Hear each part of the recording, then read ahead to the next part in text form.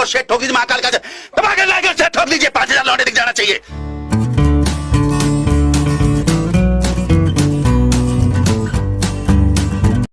Hello student, आप सबका मेरे चैनल में स्वागत है। आप सब कैसे हैं? आप सबको मेरा नमस्ते। और हमने जो संधि टॉपिक शुरू किया था उसी के हमने व्यंजन संधि के कुछ नियम करवाने जा रही हूँ। पहला नियम हम कर चुके हैं, मतलब कहने का मतलब ये कि पहला के एक नियम हम उसका कर चुके हैं और उसी नियम के आधार पर मैंने एक छोटा सा ये चार्ट बनाया है आप लोगों के लिए, ताकि आप लोग आसानी से उसे समझ पाए और कर पाए। ठीक है।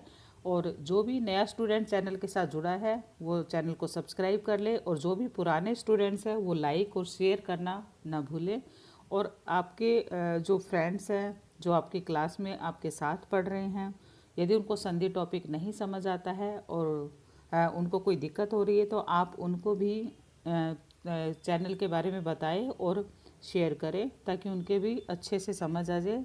संधि एक ऐसा टॉपिक है जो बच्चों को जल्दी से समझ नहीं आता है, इसे बार बार करना पड़ता है, पर लेकिन उसके लिए भी मैंने आप लोगों को एक छोटा सा सॉल्यूशन दे रही हूँ।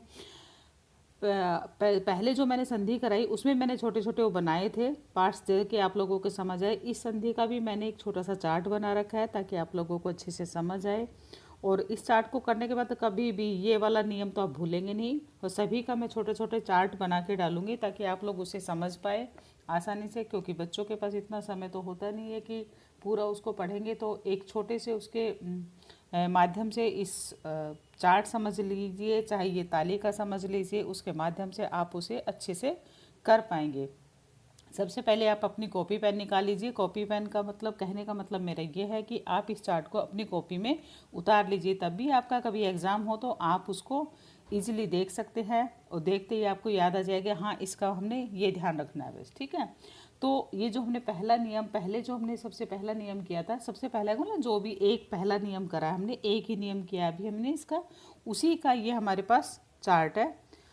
का हमने उसमें जो बताया था नियम में, क च ट त प का जो संधि होती है, मेल होता है, वो किसके साथ हो? ग और घ।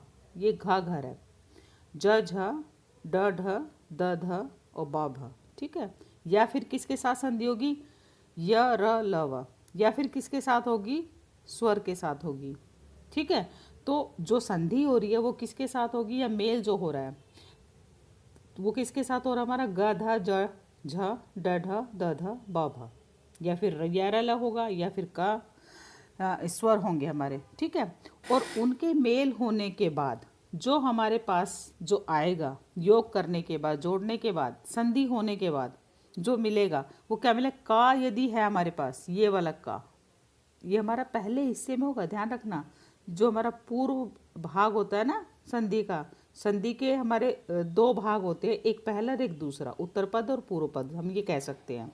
तो पहले वाले भाग का जो अंतिम जो हमारा वर्ण होता है उसमें या तो का होगा, का हुआ तो हमारा क्या आना चाहिए? का प्लस गा हो, धा हो, या हो, या फिर स्वर हो, कुछ भी हो, इन सब में से कुछ भी हो, कोई भी हो। लेकिन यदि का हुआ पहले पार्ट में तो का गा बनेगा। ठीक है। इसी वर्ग का हमारा जो वर्ग है, वर्ग का उसका पहले क यदि वर्ण है तो क वाली लाइन का ही ग वर्ण बनेगा। ठीक है। ध्यान रखना, का ग बनेगा। ऐसे च का ज बनेगा, तीसरा वाला वर्ण। ऐसे ट का टा ठ ड, ध्यान रखना ड बनेगा। इसी तरह ता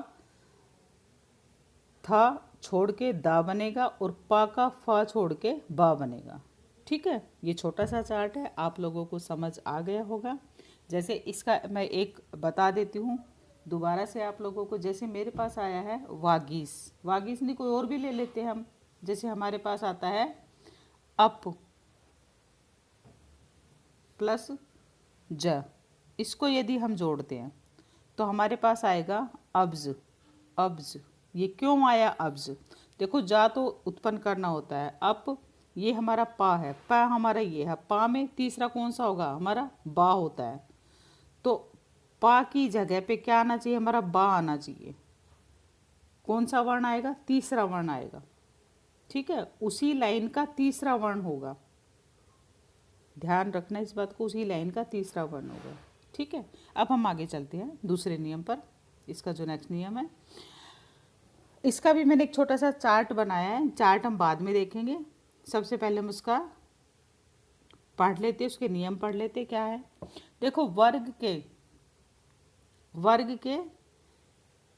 पहले जो वर्ग का जो पहले वर्ण का पांचवें वर्ण में परिवर्तन, जो हमारा वर्ग है उसमें जो पहला होता है, पहला मतलब जो वैसे ही आएगा, क ट त जैसे ये जोड़ कर रखा है इस तरह, उसी का यदि वर्ग के पहले वर्ण क च ट त प, ये रे क च ट त प, ठीक है, उसी तरह पहले नियम में भी यही था, इसमें भी यही है।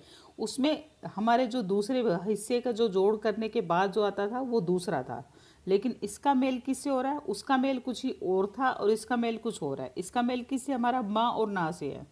किससे है, माँ और ना से है। तो माँ और ना से हो तो क के स्थान पे क्या आएगा, क वर्ग का, जो हमारा क है ना, क वर्ग, उसी का पांचवा जो आता है, पांचवा वर्ण जो होगा वो बनेगा यदि क है तो। और हमारा यदि हमारा चा है तो चा का पांचवा, उसी लाइन में से पांचवा ढूंढना है हमने, या बनाना है, देखना है। टा है तो उसी का पांचवा, ता है तो उसी वर्ग का पांचवा, और पा है तो उसी वर्ग का पांचवा वर्ण लेना है। ठीक है, ये ध्यान रखना है हमने। अब इसमें कुछ एग्जाम्पल दे रखे हैं, जैसे मेरे पास है का प्लस, लेकिन इसके साथ होना क्या चाहिए, हमारे का के साथ या तो माँ होगा या क्या होगा, ना होगा।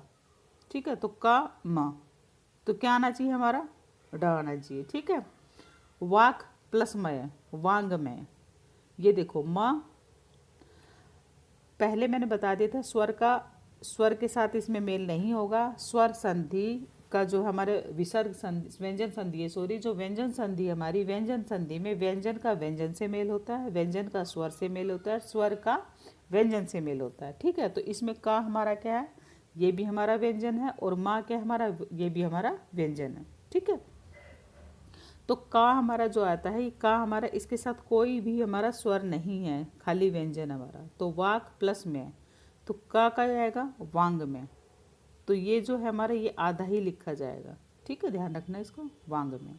ऐसे मेरा ट प्लस म ण बनेगा, क्योंकि ट वर्ग का जो है पांचवा वर्ण क्या है हमारा, ण खाली होता है, ण वाला। तो सट प्लस मास, तो षण मास।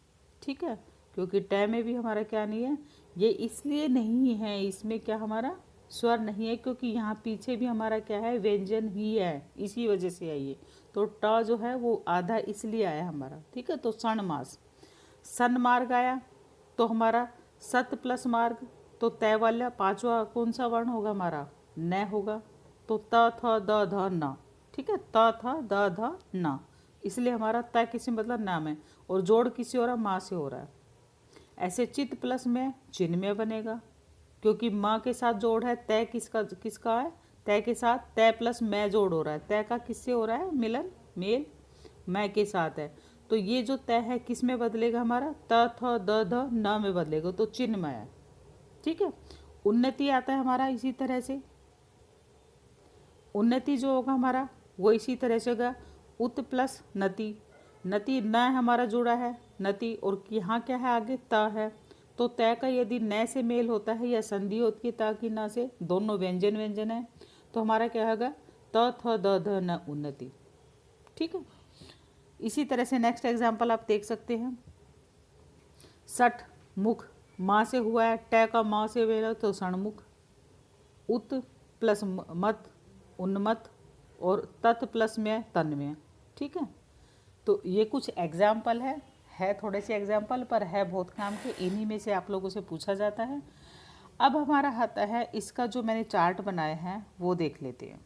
ठीक है, छोटा सा है चार्ट, आप देख सकते हैं इसको, पांचवा वर्ण आएगा, उसमें लिखा हुआ है क च ट त प, इनका मेल किससे होगा, माँ और ना से। किससे होगा मेल, माँ और, या तो मैं होगा या न होगा।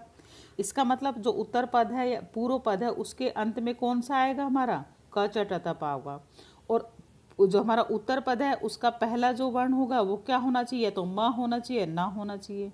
और उसको जो मेल होगा, जो संधि होगी, उसको संधि होने के बाद हमारा क्या निकल के आएगा, हमारा उसका जो निकल के आएगा का क्या निकलेगा, ड, च का और खाली ये वाला ना। ठीक है, और त का हमारा जो आएगा वो न आएगा। यानी कि यदि त है और न के साथ ही हमारा मेल हो तो तन डबल न आ जाएगा। ठीक है, प का हमारा जो होगा माँ होगा। ठीक है, ये छोटा सा चार्ट था, आप लोगों को मैंने दिखा दिया है, बता दिया है।